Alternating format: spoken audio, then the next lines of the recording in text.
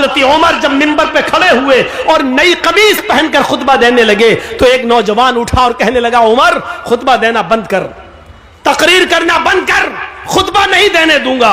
حضرت عمر نے کہا کیوں، وجہ کیا ہے؟ کہا پہلے اس بات کا حساب دو یہ نیا کرتا تمہارے پاس کہاں سے آیا؟ تمہاری تنخواہ بیت المال سے اتنی نہیں ہے کہ تم نئی قمیص سلا سکو، آج نیا کرتا تمہارے پاس کہاں سے آیا؟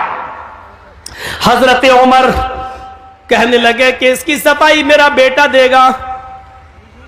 حضرت عمر فاروق کا بیٹا اٹھتا ہے، صفائی پیش کرتا ہے کہ بیت المال میں جو چادریں آئی تھیں وہ سارے مسلمانوں میں تقسیم ہونا تھی، ایک ایک چادر سب کو ملی، میرے باپ کو بھی ایک چادر ملی، میرے باپ نے اسی چادر کی قمیض بنوا لی ہے۔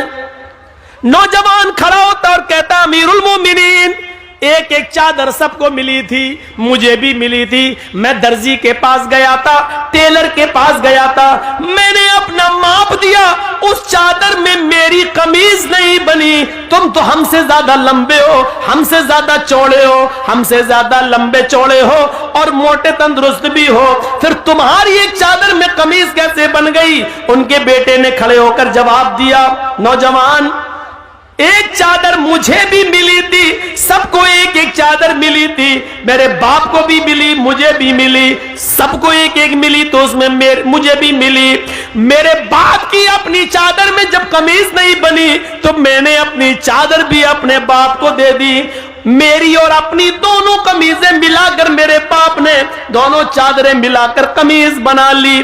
نوجوان کہنے لگا بیٹھ گیا امیر المومنین اب مجھے اطمینان ہو گیا، اب میں سیٹسفائی ہو گیا، اب آپ خطبہ دیجئے۔ زندہ لوگ حساب لیتے ہیں اور زندہ لوگ حساب دیتے ہیں۔ مسلمان کتنے؟ 30 سے 35 کروڑ۔ مدرسے کتنے پورے ہندوستان میں؟ 50 لاکھ، 4.5 لاکھ، 4 سے 4.5 لاکھ۔ علماء کتنے؟ 50 لاکھ سے زیادہ۔ اتنے مدرسے، اتنے علماء، اتنی بڑی تعداد مسلمانوں کی، مسجدیں بھی میرے بھائیوں مدرسوں سے کم نہیں، 5 سے 6 لاکھ مسجدیں پورے ہندوستان کے اندر، لیکن نمازیوں کی تعداد پر آپ غور کریں گے تو صرف 2%۔ مسجدوں میں نماز پڑھنے والوں کی سنکھیا 2%، 100 میں صرف 2 آدمی، 2 مسلمان۔ غور کر رہے ہیں؟ 30 سے 35 کروڑ مسلمان، 4 سے 4.5 لاکھ مدرسے، 5 سے 6 لاکھ مسجدیں، 50 سے 60 لاکھ علماء، اتنی بڑی تعداد کے ہونے کے باوجود مسجدوں میں نماز پڑھنے والوں کا پرسنٹ 2%، جمعے میں 5%، عید اور بقرعید رمضان میں 10%، تھوڑا سا بڑھ جاتے ہیں، عید اور بقرعید میں یہ تعداد بڑھ کے 15 اور 20%، یہ 80% کہاں گئے؟ اور 5 وقت ہونے والی نماز میں 98% مسلمان کہاں؟ یہ محاسبہ کون کرے گا؟ یہ حساب کون کرے گا؟ تم اپنے بچوں سے ان کی پڑھائی لکھائی کا حساب نہیں کر پاتے ہو، نماز اور روزے کا حساب کیا کرو گے؟ اللہ کے رسول نے حساب کتاب بتایا تھا، جب تمہارا بچہ 7 سال کا ہو تو نماز پڑھنے کا حکم دو، نہ پڑھے کوئی بات نہیں، کبھی پڑھے گا کبھی چھوڑے گا، لیکن 10 سال کا ہو تو مار مار کے نماز پڑھنے لے جاؤ، اگر نہیں پڑھتا تو مارو۔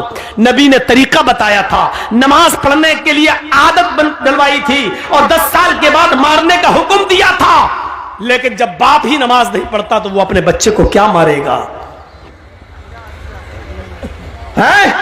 ہم تصور کریں، غصہ آتا ہے، میں یہ نہیں کہوں گا کہ غصہ نہیں آنا چاہیے، غصہ زندوں کو آتا ہے مردوں کو نہیں، غصہ زندوں کو آتا ہے مردوں کو نہیں۔ میں بالکل نہیں کہوں گا کہ تمہیں غصہ نہیں آنا چاہیے، غصہ آنا چاہیے، لیکن غصہ کب آنا چاہیے؟ کب؟ جب کوئی جے شری رام کا نعرہ لگائے تو اس کے جواب میں تم اللہ اکبر کا نہیں، غصہ تب آنا چاہیے جب آپ اپنے بیٹے کے ہاتھ میں شراب کی بوتل دیکھیں. غصہ تب آنا چاہیے جب رات کے 12 بجے آپ کی جوان بیٹی بستر پر لحاف اور رجائی کے اندر موبائل چلا رہی ہے اور فیس بک چلا رہی ہے, اینڈرائڈ موبائل استعمال کر رہی ہے. آپ کو غصہ آنا چاہیے. آپ کو غصہ آنا چاہیے کہ آپ کی بیوی پورے دن بازار میں شاپنگ کرتی رہی اور شام کو گھر آئی. آپ کو غصہ آنا چاہیے کہ بے پردگی کے ساتھ وہ گھر سے نکلی تو کس کی اجازت لے کے گئی. آپ کو غصہ آنا چاہیے کہ آپ کی بیٹی اسکول جاتی ہے تو کس کے ساتھ جاتی ہے اور کس کے ساتھ آتی ہے. اس کے آنے اور لے جانے کے لیے کون, آپ نے کس کو متعین کیا ہے. اکیلے اگر جاتی ہے یا محلے کی چند سہیلیوں کے ساتھ جاتی ہے تو آپ کو ان محلے اور گاؤں کی چند سہیلیوں پر اعتبار کیسے ہے؟ کیونکہ سہیلیاں ایک دوسرے کی سہیلی ہوتی ہے. تم میری مت کہنا, میں تمہاری نہیں کہوں گی. تم اپنے بوائے فرینڈ کے ساتھ جاؤ, ہم اپنے بوائے فرینڈ کے ساتھ جاتے ہیں اور گھر جب پہنچیں گے تو ہم لوگ ایک ساتھ ہو لیں گے, تم ہمیں فلاں جگہ پہ مل جانا.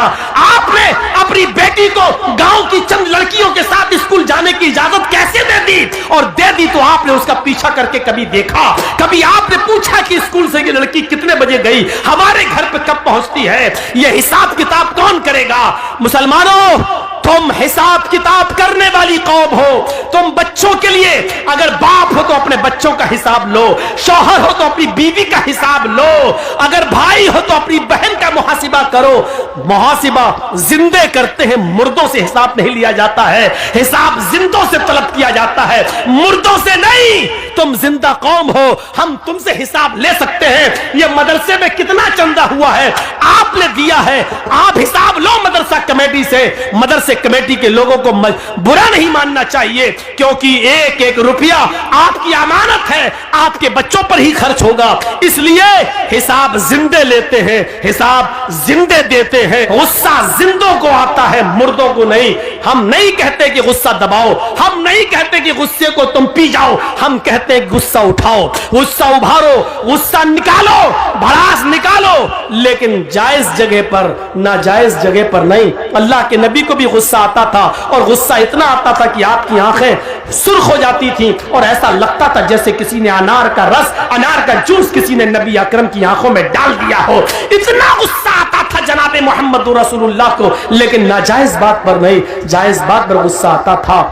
آج دنیا کی قومیں آج ہمارا مذاق اڑاتی ہیں اور ہم مشتعل ہو جاتے ہیں. یہاں غصہ نہیں آنا چاہیے. آج کی نوجوان نسل, ہماری بیٹیاں, ہماری لڑکیاں, آپ بیٹھے ہو, خاموش ہو, سوچو کیا پلاننگ ہو رہی ہے ہماری بیٹیوں کے بارے میں. کبھی سوچا آپ نے ٹھنڈے دل سے؟ کبھی سوچا ہے آپ نے؟ سوچئے منصوبے کیا ہو رہے ہیں. غصہ آنا چاہیے لیکن جائز جگہ پر, ناجائز جگہ پر نہیں. ایک آدمی کو ساتھ ملا سرکار کا, گورنمنٹ کا, اور اس آدمی نے قرآن کا مذاق اڑایا. ہم نے اس کو ننگا کیا. ایک آدمی جے شری رام کے نعرے لگا کر ہمیں اکساتا ہے, ہمیں مشتعل کرتا ہے, اور ہم بھی اس کے جوش میں آ جاتے ہیں اور ہم بھی اس کے اپوزٹ دوسرے نعرے لگاتے ہیں. ارے یہی تو وہ چاہ رہا تھا, آپ نے جو چاہ رہا تھا آپ نے اس کے مقصد کو پورا کر دیا, آپ نے اس کے مقصد کو پورا کر دیا. آپ کو ایسا نہیں کرنا تھا.